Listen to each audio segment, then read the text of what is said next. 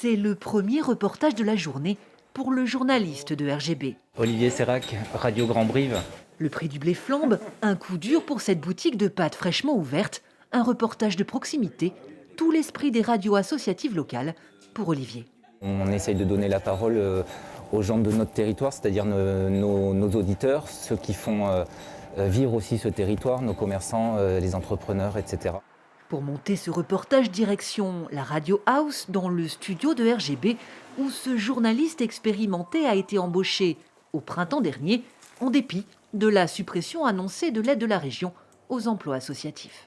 Mon poste a été mutualisé avec d'autres radios, donc il y a RGB évidemment qui est mon principal employeur, Bram FM et RCF Limousin. C'est ce qui permet en fait à ces trois stations en fait, d'avoir un bulletin d'information local quotidien, de grande qualité évidemment, et qui me permet à moi en fait d'avoir un salaire relativement honnête, quoi.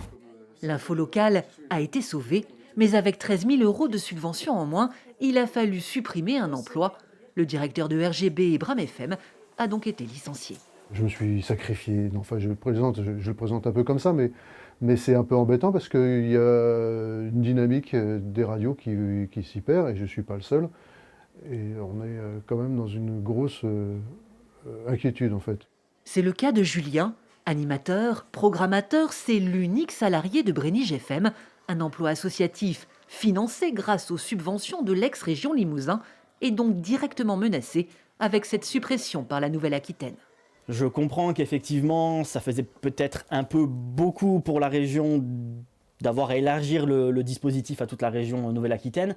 Mais ouais, non, j'ai un peu du mal à comprendre qu'une région socialiste qui dit se battre pour l'emploi, mais bon, c'est des choix économiques après. Cette décision impacte 18 emplois dans 11 radios libres du Limousin. Pour atténuer cette perte d'argent, la région travaille sur un appel à projet baptisé Radio de découverte musicale. Il ne s'agit absolument pas de demander à ces radios de devenir des radios musicales quand elles sont pour certaines principalement dédiées à l'information locale. Là, ce que l'on propose, c'est qu'elles puissent passer de la musique qui mette en avant des artistes d'origine néo-aquitaine ou des artistes produits par des labels indépendants de la région Nouvelle-Aquitaine.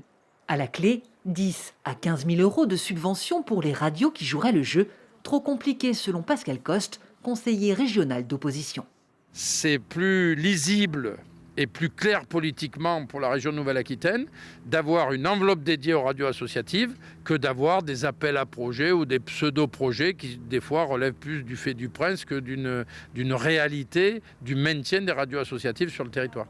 Alors avec sa casquette de président du département de la Corrèze, Pascal Coste a choisi d'attribuer 6 000 € à RGB pendant 3 ans.